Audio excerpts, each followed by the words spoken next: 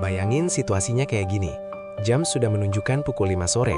Kamu sudah siap-siap beresin meja, hati sudah tenang karena semua tugas hari ini selesai tepat waktu. Tiba-tiba bos atau rekan kerja datang ke meja kamu dengan senyum yang dipaksain, terus bilang, tolong bantu kerjain ini ya, dikit kok, besok pagi mau dipakai soalnya. Kamu ngerasa sesek, pengen bilang gak bisa karena sudah ada janji. Tapi yang keluar dari mulut kamu malah, oke, bisa kok. Kenapa ya, kata enggak itu rasanya berat banget buat diucapin di kantor?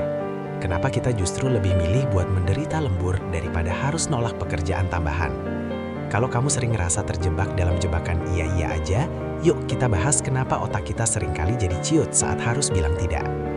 Alasan yang paling mendasar sebenarnya ada di insting purba kita sebagai manusia, rasa takut akan penolakan sosial.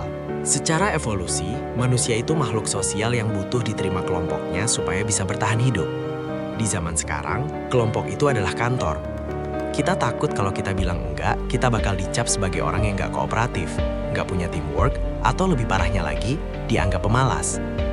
Ada ketakutan kalau kita nolak satu tugas aja, bos kita bakal langsung mikir kalau kita nggak kompeten atau nggak layak buat naik jabatan. Kita sering ngerasa kalau nilai diri kita itu ditentukan dari seberapa banyak beban yang bisa kita pikul. Padahal, kapasitas setiap orang itu ada batasnya. Selain itu, ada faktor yang namanya impostor syndrome. Banyak orang yang diam-diam merasa mereka sebenarnya nggak sejago itu. Jadi mereka kompensasi rasa minder itu dengan cara mengambil semua pekerjaan yang ada.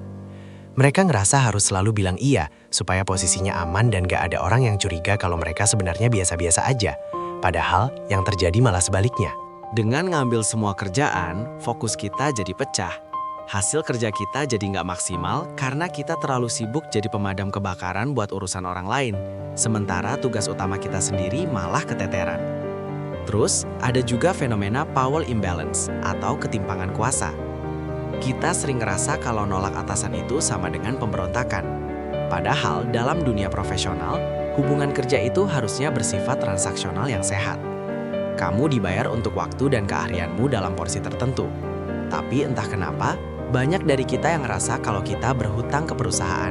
Seolah-olah gaji yang kita terima itu adalah alasan kenapa kita harus selalu tersedia 24 jam sehari. Rasa bersalah ini sering dimanfaatkan, baik secara sengaja atau enggak, oleh orang lain buat numpukin beban ke pundak kita, karena mereka tahu kita orangnya nggak enak buat nolak. Bahayanya kalau ini terus dibiarkan adalah burnout. Kalau kamu selalu bilang iya ke pekerjaan tambahan, kamu sebenarnya lagi bilang enggak ke hal-hal penting lainnya dalam hidupmu. Kamu bilang enggak ke waktu istirahatmu, kamu bilang enggak ke hobimu, dan kamu bilang enggak ke waktu berkualitas sama orang tersayang. Lama-lama, kamu bakal benci sama pekerjaanmu sendiri. Bukan karena pekerjaannya susah, tapi karena kamu nggak punya kendali lagi atas waktumu sendiri. Kamu ngerasa kayak dimanfaatin, padahal sebenarnya kamu sendiri yang ngebuka pintu buat dimanfaatin, karena nggak berani pasang batas atau boundaries. Lalu gimana caranya buat berani bilang enggak tanpa harus ngerasa jadi penjahat di kantor? Kuncinya bukan di kata enggak itu sendiri, tapi di cara penyampaiannya. Kamu nggak perlu minta maaf secara berlebihan atau kasih alasan pribadi yang panjang lebar. Coba teknik priority check. Kalau bos kasih kerjaan baru, kamu bisa bilang, saya bisa bantu kerjain ini, tapi sekarang saya lagi fokus selesaikan tugas A dan B. Mana yang menurut Bapak Ibu harus saya prioritaskan lebih dulu? Apakah tugas yang baru ini atau yang lama?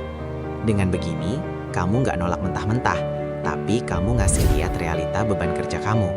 Kamu ngajak mereka buat berpikir logis kalau waktu kamu itu terbatas. Ingat, orang yang selalu bilang iya ke semuanya, justru lama-lama bakal kehilangan respek dari orang lain, karena mereka dianggap nggak punya prinsip. Orang yang berani bilang tidak dengan alasan yang jelas dan profesional, justru seringkali lebih dihargai, karena mereka tahu kapasitas diri mereka sendiri. Bilang tidak bukan berarti kamu jahat atau malas, tapi itu tandanya kamu peduli sama kualitas kerjamu. Jadi besok kalau ada yang nawarin kerjaan tambahan, padahal meja kamu sudah penuh, tarik nafas dalam-dalam, ingat kalau kamu manusia, bukan robot, dan beranilah buat pasang batas.